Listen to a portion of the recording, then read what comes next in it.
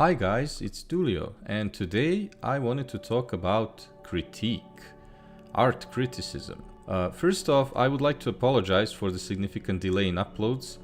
A lot of things happened, and on top of that I caught a very nasty case of Rona, which then turned out to be a long Rona. So yeah, long story short, my upload schedule should be a lot better from now on. So with that said, let's get into the video.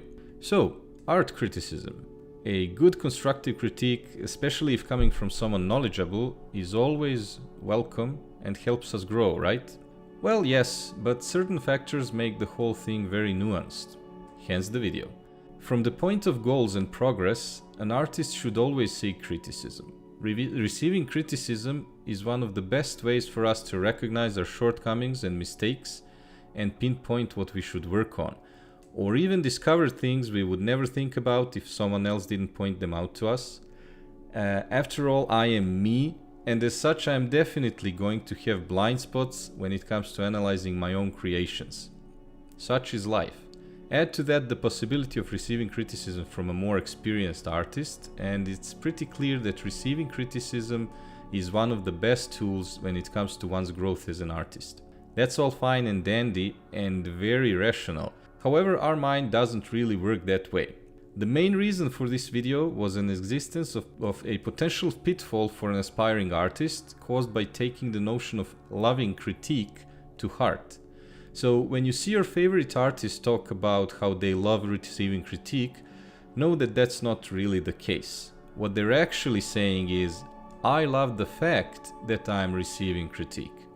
Which sounds kinda same, but it's very different actually. Let me use an analogy here. When you go to the dentist and you're getting your tooth drilled and all, you're not exactly enjoying that. However, you know that the fact you finally got the courage to go to the dentist and the fact that your tooth is being fixed, thus preventing further damage and whatnot, blah blah blah, is some very good news. Receiving art critique is very similar. That sting you feel when someone is criticizing your art, even if that someone is an esteemed artist you look up to, and even if you asked for said critique, and even if you're perfectly aware how helpful it is, that sting isn't going anywhere. The main reason for this video was the fact that a lot of aspiring artists, some of them my friends and colleagues, and even myself, of course, fall victim to the notion that you should somehow adore getting your art criticized. Now you might think how that's dumb and how it's obvious what the deal with critique is. However, let me assure you, lack of this clarification is indeed something that can confuse an aspiring artist, and even a seasoned one. Let's not forget how sensitive beginner artists are to feelings of inadequacy and how badly they want to be a part of the art community in some emotional sense of belonging. They look up to their favorite artists and take their words for granted. And in some areas, these artists can indeed seem like untouchable gods, not only of skill, but mental fortitude and also impeccable reasoning. Which is sometimes true, practice makes almost perfect. However, when it comes to certain things, some of those things are being marketed in a very blunt or even distorted way, and when beginners take them to heart, they might suffer as they think they're being immature or weird or inadequate or not true artists or whatever.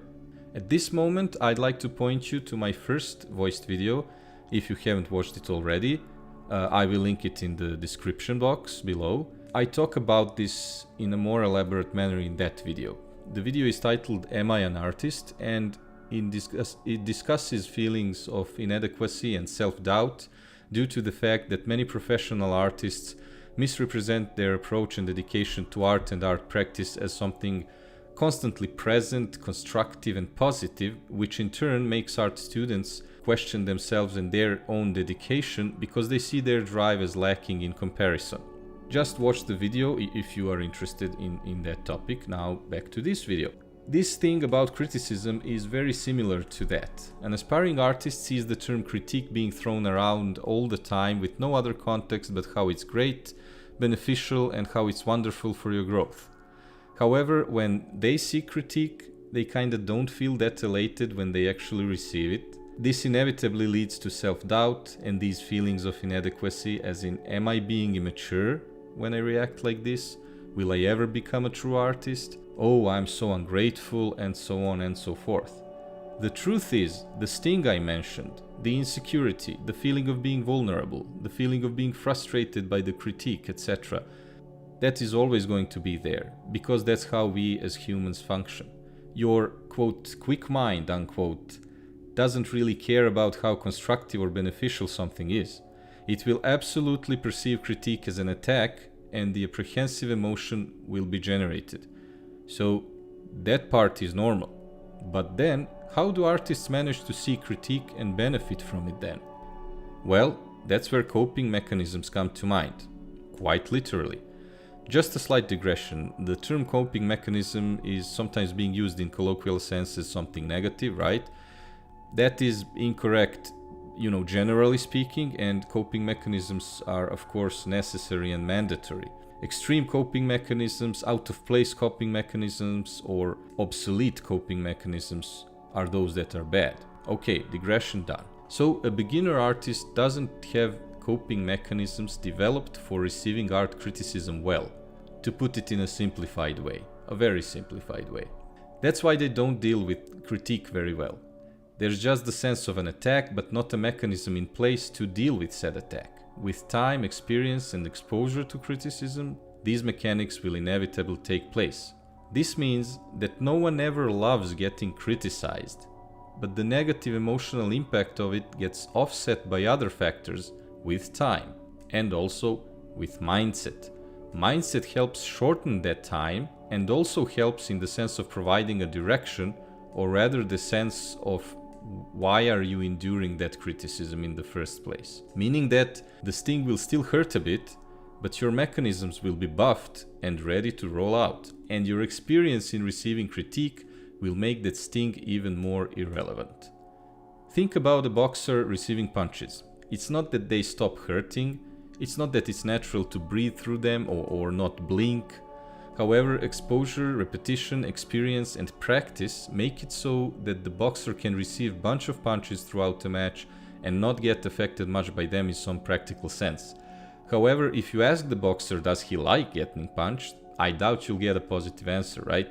So, long story short, if you feel apprehensive about receiving critique, if you feel insecure about your creations, if you feel lack of willpower to put yourself out there, if you get bummed out by a critique, even if it's not some scary one, don't worry, you're a very regular artist. And these things will get better with time. So that said, how do you get to the point of, being comfortable to receive criticism?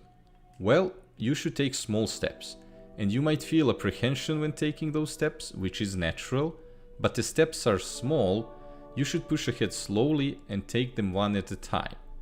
For example, you don't have to post art on every social media available or ask for criticism everywhere or from everyone, or post on some platforms with high traffic, or post on some platforms that professionals use, and so on. You can join a smaller Discord channel, for example, smaller Discord server. You can ask a fellow student to privately give you a critique, and perhaps in turn you can criticize their artwork as well, if they want you to. So take those smaller steps and conquer this facet of improvement slowly but surely. Now, inevitably, when you show your art to others, especially if you do it online on social media, you'll get non-constructive criticism as well. You can't really avoid this, however, don't let it discourage you. Try to use it to your advantage, try to see if you can take something away from it, even if it's not constructive, since even that type of criticism can be informative in one way or another. It can be unintentionally informative. Try to see it as that, as an information. I mean, it does suck when you receive it, but hey, you can't win them all, right? In this regard, art field isn't that different from other human interactions. Now, the good thing is the fact that these instances of, pure mockery or non-constructive feedback are actually fairly low percentage-wise in the world of art. I would say lower than average in other forms of communication online, which is good, right? And when it comes to giving critique, What can we say about that? Well, first of all, don't give unsolicited criticism. This might sound silly or goofy or odd to some, but if you think about it, not every art post you see was made with the intent of receiving criticism. It's considered to be kind of a no-no, and you'll most likely end up looking like that actually guy from the memes, right? So if a fellow artist asks for critique, do give them yours. If an artist posts in the subreddit or a section or whatever forum where you post work to be criticized, again, give them your critique. However, if an artist simply posts some piece, don't go out of your way to provide criticism because it wasn't asked for. Again, at a glance, this might seem odd to some. However, you have to remember that all of us, including you, sometimes just want to relax and post art, and sometimes we aren't interested in it being dissected or analyzed. We're just proud of it, or we're posting it for some other reason, or maybe we're posting it for engagement, right? So getting unsolicited critique just seems kind of forced. If you think about it, you're not doing it for other things, right? Besides art. Probably for similar reasons I've described here, so why do it for art then? So, avoid giving unsolicited criticism if you can. Now I would like to mention a specific form or structure of criticism that is most often employed by art directors, and that is the famous or infamous shit sandwich. Why it's called shit sandwich? Because of its structure. It's structured in a way that lifts you up in the beginning, then you get constructive criticism, then in the end you get lifted up again. So kind of a sandwich with, 3 pieces. So it might sound something like this. Hey, I really like how you approach composition here. I think this car is in a wonderful place. It rounds up the composition very nicely. I really like that.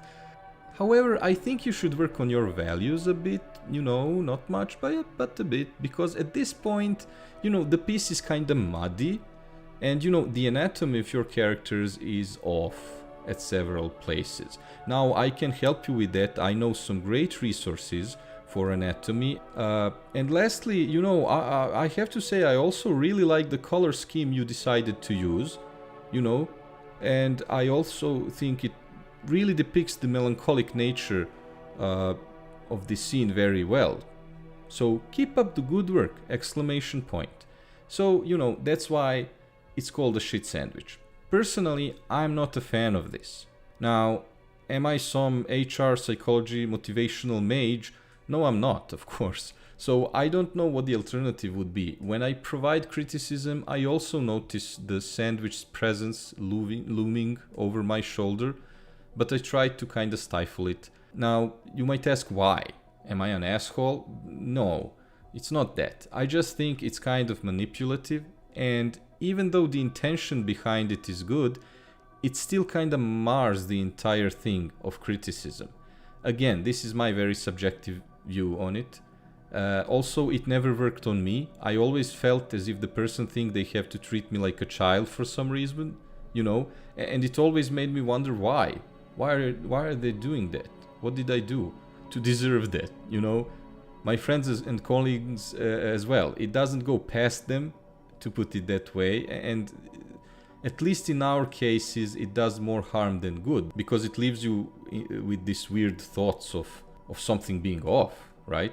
I also do think it's a bit silly to have something so common and known, well known, and yet still use it as if it's some kind of gotcha secret method that is impenetrable by the receiver of critique. It's just silly, it's kind of jarring even when you get used to it. It would have been a different story if this was some secret thing, actually secret. But every single artist I know starts to figuratively roll their eyes whenever they see this thing unravel before them, right? So your mileage may vary, I don't know, but know one thing, you will encounter this probably 99% of the time you receive criticism, or more likely more than 99% of the time. So yeah, perhaps even from me, it's really funny sometimes how you get conditioned to it. Lastly, I would like to point out an anecdote. I would like to talk about something that happened. It's an actual thing that happened. An art student in my city was trying to get his art, criticized, critiqued by a well-known professional artist. This artist was, quite old, kind of abrasive, the type, but, very good artist and also very competent when it comes to teaching art, and most importantly, very good at recognizing individual students and categorizing them and approaching them in individual ways, right, that work for them. So our guy, student eventually gets the audience and goes to the artist's atelier. And I don't remember the details, but I do remember the point. So the student shows up with some of the work. The artist dude, however, looks at all those pieces briefly and then does what? He tosses them all out the window, of course. So, the student gets furious, runs downstairs. It was an apartment building, I don't know. He runs out, he tries to pick them up and so on. But, the point is he gets very stubborn in a very specific way. So, he doesn't go upstairs to yell at the old man or something. He doesn't go home and to sit in his room traumatized. He goes home, sits down and makes a bunch of new drawings. Like, I don't know, 200 drawings in one day or something crazy like that. And he goes tomorrow to the guy's atelier again, unannounced, just knocks on the door, gives him the drawings. And the artist guy actually sits down, takes a very thorough look at them, and praises the students, gives him very valuable pointers, encourages him, and so on. So what does this story tells us? Well, of course, it tells us to throw another person's hard work out the window if they ask for criticism. Well, it actually tells us something completely different, which is we're all different, right? We're all individuals. Someone else might have been tremendously affected by this in a negative sense and, maybe abandon art. Not likely, but surely they could be, traumatized pretty harsh. And that would have been tragic and bad. Obviously, this guy wasn't that kind of person, this guy did the opposite. He made 200 drawings in a day and he tried again, very stubbornly. Now, it was really like that, like those movie scenes with, old sensei who's retired and has these unorthodox methods of teachings and all that. Now, what exactly happened here? Was the old guy simply throwing the dice when it comes to approach or something? Well, I don't know, but I like to think it wasn't like that. I think he simply read the student, read his personality, used the experience, and, did something he knew he could do with that student in particular, and it would result in a positive outcome. Or perhaps it was a test, or maybe he was just an asshole. I don't know. But the point is, it's an interesting story, and, also the point is, if you can, and if you know how, if you learn how, try to tailor your criticism and feedback to the artist individually. I'm not saying to coddle artists, to coddle your fellow artists. I'm saying this as a helpful practice. I'm mentioning this as a helpful practice that might prove to be very useful, especially when dealing with quirky students or colleagues or weird artists and so on. And oh boy, you will meet a lot of them. Maybe you are like that. Maybe I am like that, So, no, keep that in mind. Okay, so I think that's it. I hope you enjoyed the video. If you did, feel free to comment and tell me what did you enjoy. If you didn't, feel free to comment on that as well. So until the next one, goodbye.